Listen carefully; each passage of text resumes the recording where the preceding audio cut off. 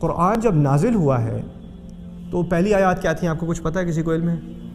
اقرأ بسم ربک الذی خلق، ٹھیک ہے نا، سب کو معلوم ہے۔ اگر آپ قرآن کا بھی مصحف کا مطالعہ کرتے ہیں تو یہ صورت آپ کو کہاں پہ ملے گی؟ شروع میں ملے گی یا آخر میں ملے گی؟ آخر میں جا کے ملے گی نا۔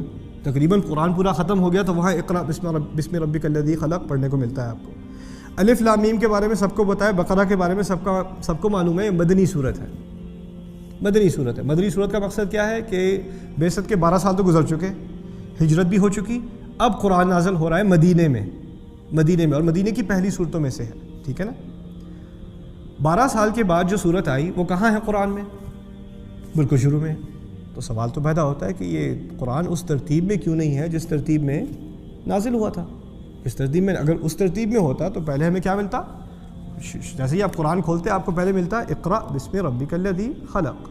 اس بات کو یہ تو لمبی بحث ہے، لیکن اس کا میں خلاصہ آپ کے سامنے یہ رکھ دوں کہ قرآن جس ترتیب میں نازل ہوا وہ بھی اللہ تعالیٰ کے حکم سے، اور قرآن جس ترتیب میں مرتب ہوا، جس ترتیب میں ہمارے سامنے ہے، یہ بھی اللہ تعالیٰ کے حکم سے،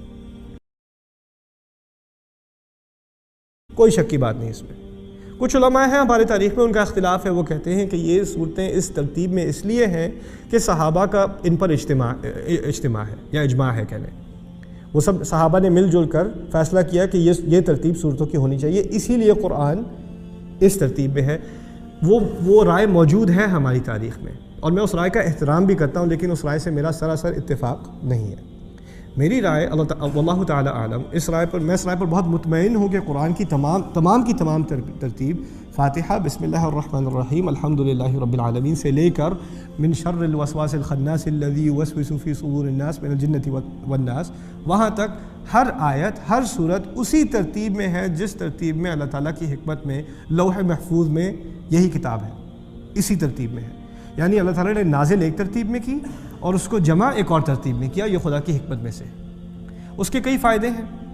ایک فائدہ اپنے سامنے یہ سمجھ لیجئے کہ قرآن جب نازل ہو رہا تھا وَقُرْآنًا فَرَقْنَاهُ لِتَقْرَأَهُ عَلَى النَّاسِ عَلَى مُكْثٍ وَنَزَّلْنَاهُ تَنزِيلًا۔ سورہ اسراء میں اللہ تعالیٰ نے فرمایا ہے کہ قرآن کو ہم نے الگ الگ کر کے، تھوڑا تھوڑا کر کے، صحیح موقع پر آپ پر نازل کیا ہے، اور تھوڑا تھوڑا کر کے نازل کیا۔ یعنی قرآن جب نازل ہو رہا تھا تو کس لیے نازل ہو رہا تھا؟ کوئی ایک موقع، کوئی مسئلہ سامنے کھڑا ہوا، کسی نے آ کے کوئی سوال پوچھا، کسی نے آ کے کوئی جھگڑا شروع کر دیا، کسی نے کسی سے جا کے بات کرنی ہے، اس کے لیے کچھ نصیحت چاہیے، کوئی ہجرت کا موقع آیا، کوئی قتال کا موقع آیا، کوئی حلال حرام کے جاننے کا موقع آیا، تو اس موقع پر جو آیت نازل ہوتی ہے وہ ہے اصل موقع پر چیز کا نازل ہونا۔ لیکن قرآن کو جب مرتب کیا گیا ہمارے لیے، اب قرآن جب مسئلہ کھڑا ہوتا ہے تو اس وقت آیت نازل نہیں ہوتی۔ جیسے سیرت کے دوران کبھی مسئلہ کھڑا ہوتا تھا، کوئی صحابی آ کے رسول صلی اللہ علیہ وسلم سے کوئی سوال پوچھ لیتے تھے اور اس کے جواب میں آیات آ جاتی تھی۔ خباب بن رت رسول صلی اللہ علیہ وسلم سے آ کے سوال پوچھتے ہیں کہ یہ ہماری اتنی پٹائی کیوں ہو رہی ہے، ہمیں کیوں کیا کہتے ہیں، کول کو کیا کہتے ہیں، کولے پہ ہمیں کیوں جلایا جا رہا ہے؟ ان کی پیٹھ جلا دی گئی تھی۔ انہوں نے رسول صلی اللہ علیہ وسلم کے اپنی تکلیف میں انہوں نے یہ جذباتی ہو کے انہوں نے سوال پوچھا رسول صلی اللہ علیہ وسلم سے۔ پھر سورہ عنکبوت کی آیات اس موقع پر نازل ہوئی، احسب الناس ان یترکوا ان یقولوا آمنا وهم لا یفتنون۔ کیا لوگوں نے یہ سمجھ رکھا ہے کہ ان کو یہ بس کہہ دیں گے کہ ہم ایمان لے اور ان کا امتحان نہیں لیا جائے گا؟ کیا سمجھتے ہیں ان کا کوئی امتحان نہیں ہوگا؟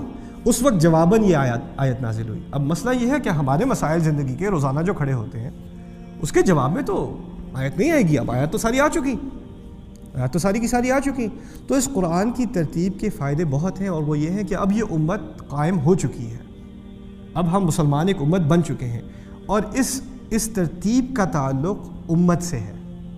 یعنی امتی ہی بیٹھ کے سوال پوچھتا ہے، اپنے رب سے ہدایت مانگتا ہے، اور ہدایت مانگنے کے بعد ہی فوراً اللہ تعالیٰ نے جو سب سے وسیع ہدایت قرآن کی ہے وہ کہاں ہے؟